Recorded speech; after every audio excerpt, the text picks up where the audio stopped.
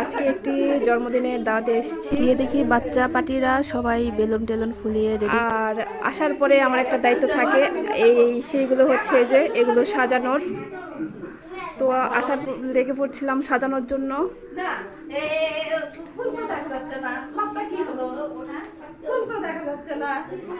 তো কেমন হয়েছে টুকিটাকি, স্বল্প সময়ের জন্য কষ্ট করে সাজাইছি, জানি না কেমন লাগতেছে।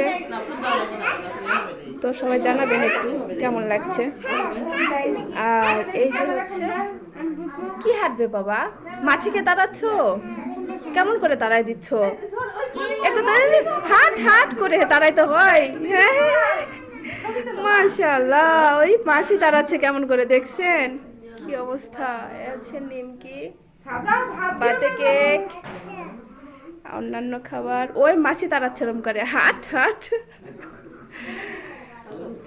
এই হচ্ছে বার্থডে ছোটখাটো আয়োজন। কাটছো না কেন, কেটে দাও। কি দিবে বাবা? ওর কথা শুনে অবাক হয়ে যাচ্ছি। কি করবে বাবা? দাও একটা বসে। বাচ্চা বাহিনী হাজির। আমার নয়, এবার বাচ্চা বাহিনী হাজির, সবাই কেক কাটার জন্য প্রস্তুত। রাজা মাঝখানে দাঁড়াও বাবা। ও গতবারে তো হাতে পুষে পড়ছে, এই বলতে না বলতে আবারও ওটার মাথাটা বের করে না। সবাই অধীর আগ্রহে দেখতেছে কেমন করে সব বাচ্চারা দেখে কি অবস্থা।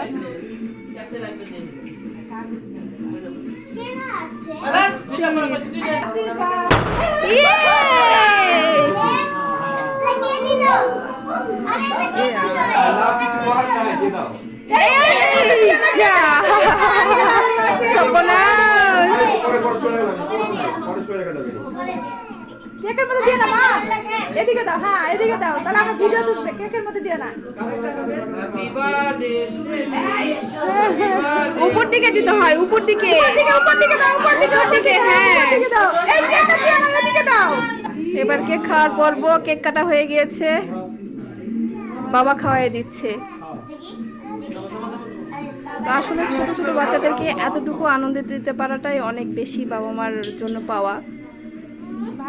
ভাই আর বোন, এবার এটা তো মধুর সম্পর্ক। মাশাআল্লাহ, বেঁচে থাকুক এই সম্পর্কটা সারাটা জীবন।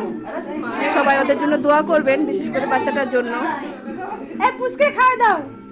আর এই পাশে সবাই দর্শক আছে, ব্লগার আছে, সবাই আছে।